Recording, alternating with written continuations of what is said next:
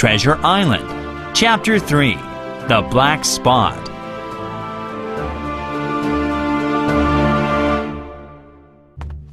Later that day, I stopped at the captain's door with a cool drink.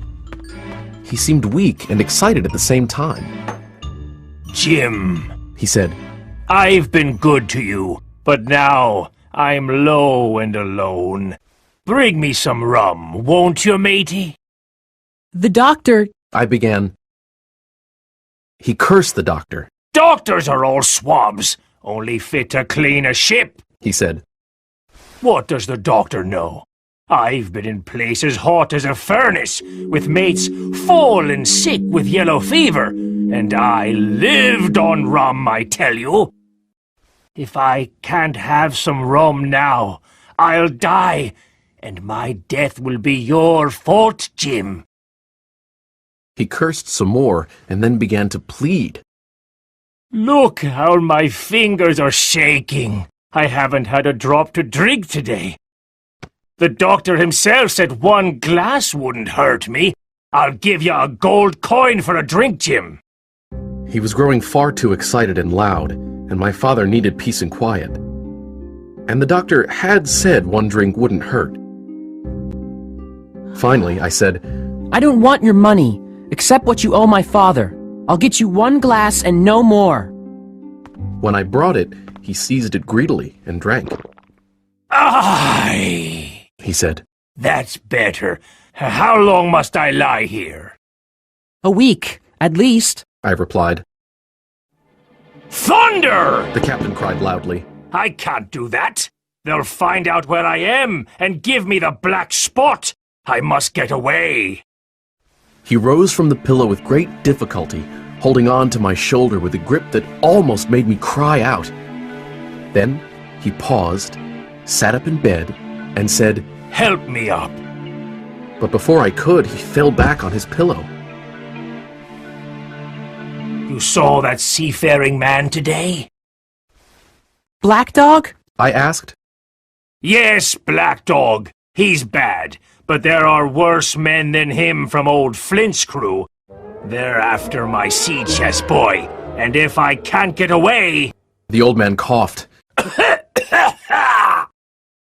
Captain? I said, You get on a horse and ride to that doctor and tell him to have them all arrested.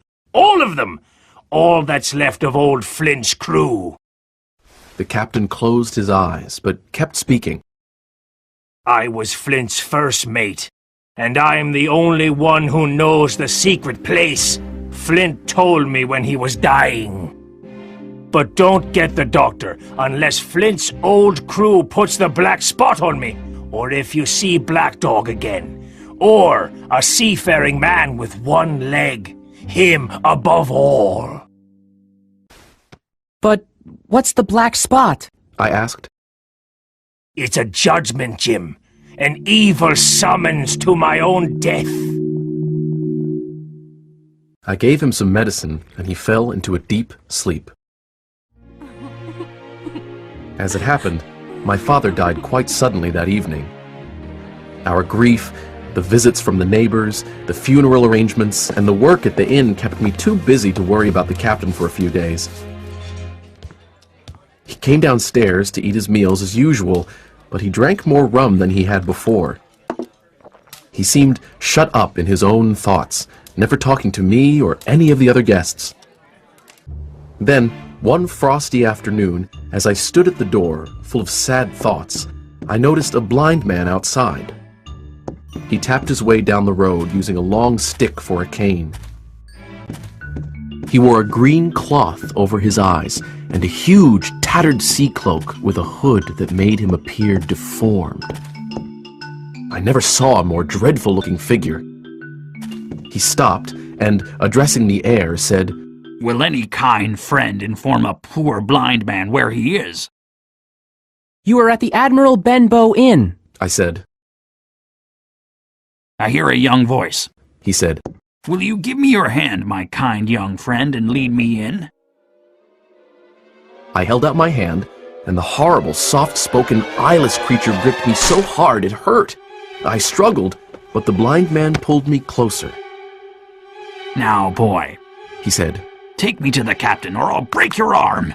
He gave my arm a wrench that made me cry out. Sir, I said, the captain is ill. March! he commanded. The blind man held me tight, and I never heard a voice more cruel, cold, and ugly. Lead me to him and say, a friend is here to see you, Bill, or else I'll do this. And he pinched me so hard I thought I'd faint. I walked over to the captain's table and said, Your friend is here, Bill. The poor captain raised his head from his arms on the table. The drunkenness went out of his eyes, and he stared at me, sober. He looked mortally sick. Time for business. The blind man said. Boy, take his wrist and bring it near to me. I took the captain's wrist, and he didn't resist. I brought his hand toward the blind man, and then saw something pass from the blind man's hand into the captain's palm. And now that's done. The blind man said. He let go of me, and with incredible nimbleness skipped out of the inn.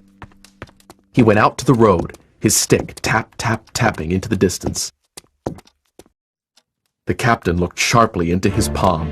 10 o'clock. He cried. 6 hours. He sprang to his feet, but then staggered backward, putting his hand to his throat. Swaying for a moment, he then fell with a thud to the floor. I ran to him at once. Mother! I cried, Help us! Mother! but it was too late. The captain was dead. I burst into tears. It was the second death I'd known, and the sorrow of the first was still fresh in my heart.